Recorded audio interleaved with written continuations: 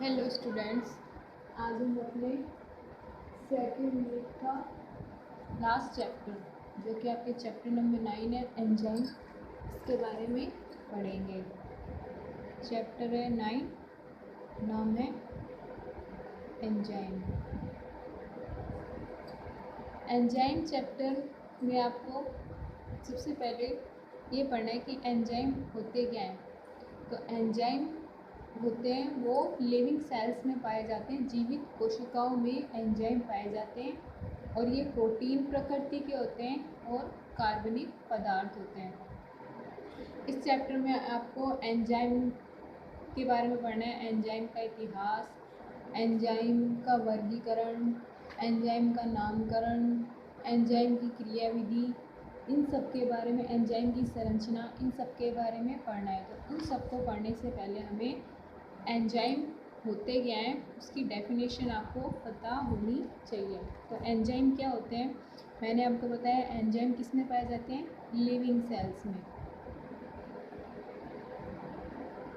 पहली बात तो ये है कि लिविंग सेल्स में जीवित कोशिकाओं में पाए जाते हैं। कैसे होते हैं, प्रोटीन प्रकृति के होते हैं और कार्बनिक पदार्थ होते हैं। प्रोटीन प्रकृति के होते हैं और कार्बनिक पदार्थ होते हैं। और ये क्या काम करते हैं, जैव उत्प्रेरक का काम करते हैं। तो इसकी डेफिनेशन में आपको 4 बातें देखने को मिलेगी। एंजाइम किस में पाए जाते हैं, लिविंग सेल्स में पाए जाते हैं। कैसे होते हैं, प्रोटीन प्रकृति के होते हैं और प्रोटीन प्रकृति के कार्बनिक पदार्थ होते हैं। 2 प्रकार के पदार्थ होते हैं, ऑर्गेनिक, इनऑर्गेनिक। तो ये कैसे होते हैं, कार्बनिक पदार्थ होते हैं और कैसा काम करते हैं, जैव उत्प्रेरक का काम करते हैं। सेकंड बात आती है एंजाइमोलॉजी किसे कहते हैं।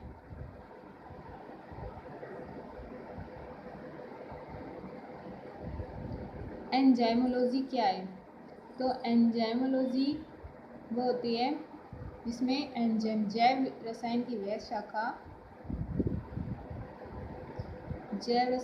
शाखा जिसमें एंजाइम का अध्ययन किया जाता है। जैसे कि बैक्टीरियोलॉजी होती है, बैक्टीरिया का, वायरोलॉजी वायरस का, ऐसे ही एंजाइमोलॉजी होती है जिसमें आप एंजाइम का अध्ययन करते हैं। इसका एक अपवाद है, एंजाइम एक अपवाद है। जो राइबोजाइम होते हैं वो प्रोटीन प्रकृति के नहीं होते हैं, प्रोटीन प्रकृति के नहीं होते हैं और ये किससे बने होते हैं, आरएनए अणु के बने होते हैं। भाई आपसे ये क्वेश्चन पूछ लिया जाए कि ऐसे एक एंजाइम का नाम बताइए जो प्रोटीन प्रकृति के नहीं होते हैं। मोस्टली तो एंजाइम सारे प्रोटीन प्रकृति के होते हैं, लेकिन एक ऐसे एंजाइम को बताइए जो प्रोटीन प्रकृति के नहीं होते हैं, तो आप बताएंगे राइबोजाइम। और ये किसके बने होते हैं, आरएनए अणु के बने होते हैं। ये तो आपने पढ़ा एंजाइम की डेफिनेशन के बारे में। अब है एंजाइम का इतिहास।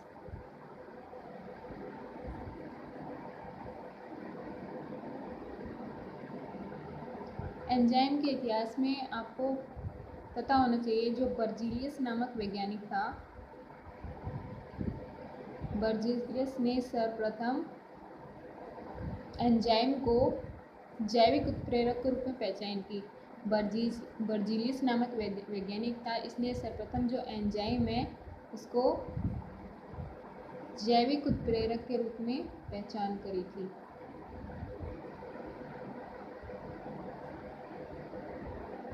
सेकंड, जो प्रथम एंजाइम खोजा गया था, प्रथम एंजाइम कौन सा खोजा गया था, जाइमेज। सर्वप्रथम जाइमेज एंजाइम खोजा गया था। किसमें खोजा गया था, ईस्ट कोशिकाओं में। और किस वैज्ञानिक के द्वारा खोजा गया था, बुकनर के द्वारा सर्वप्रथम एंजाइम खोजा गया था, प्रथम, और जो कि जाइमेज था। किसमें खोजा गया था, ईस्ट कोशिका में। थर्ड है जो एंजाइम शब्द है, एंजाइम जो शब्द है, इसका सर्वप्रथम प्रयोग किसने किया था? कुहने ने, विली कुहने वैज्ञानिक ने।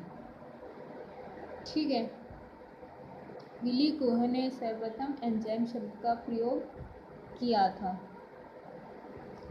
एक और है, एक सुमनर वैज्ञानिक है, एक नार्थ्रोप वैज्ञानिक है और एक स्टैनले वैज्ञानिक है। इन्होंने बताया कि जो एंजाइम है वो प्रोटीन प्रकृति के होते हैं। एंजाइम प्रोटीन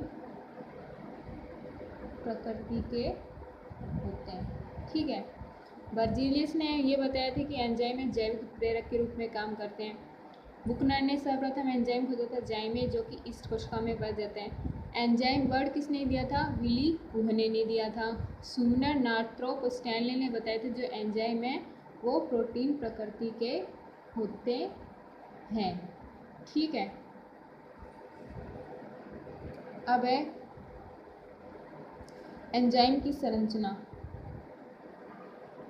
नेक्स्ट टॉपिक है आपके एंजाइम की संरचना, स्ट्रक्चर ऑफ एंजाइम। एंजाइम की संरचना, दो एंजाइम होते हैं, पेप्सिन में यूरिएज। ये पूर्णतः प्रोटीन प्रकृति के बने होते हैं। पेप्सिन व यूरिएज जो एंजाइम होते हैं वो पूर्णतः प्रोटीन के बने होते हैं। आपसे पूछो भाई दो ऐसे एंजाइमों का नाम होता है जो पूर्णतः प्रोटीन के बने होते हैं, तो पेप्सिन व यूरिएज। ठीक है, अब आगे है कि होलो एंजाइम।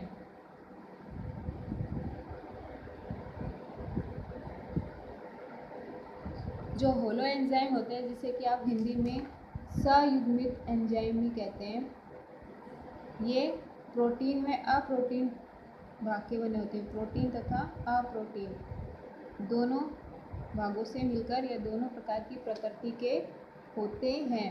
मतलब प्रोटीन के साथ अप्रोटीन भाग भी जुड़ा हुआ, उसको बोलेंगे होलो एंजाइम। ये होलो एंजाइम है, दो प्रकार के होते हैं, प्रोटीनियस, नॉन प्रोटीनियस। अभी मैंने आपको बताया होलो एंजाइम प्रोटीन में अप्रोटीन दोनों भाग जुड़े होते हैं, तो यही बताया कि प्रोटीनियस और नॉन प्रोटीनियस। प्रोटीनियस को बोलते हैं एपो एंजाइम,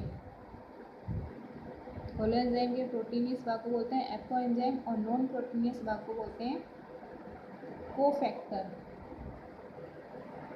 ठीक है, ये तो ये हो गया। अब जो नॉन प्रोटीनियस होता है, अप्रोटीन भाग होता है, कोफैक्टर होता है, ये फिर से तीन प्रकार का होता है। प्रोस्थेटिक समूह,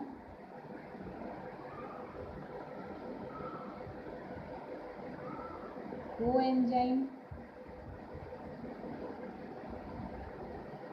प्रोस्थेटिक समूह, कोएंजाइम और सक्रिय कारक।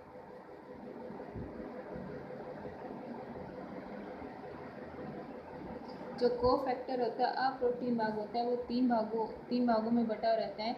इसमें प्रोस्थेटिक और कोएंजाइम है वो दोनों ऑर्गेनिक मतलब कार्बनिक प्रकृति के होते हैं, और जो सक्रिय कारक होता है वो इनऑर्गेनिक होता है। ठीक है, इसके बारे में अपनी अगली वीडियोज़ में पढ़ेंगे।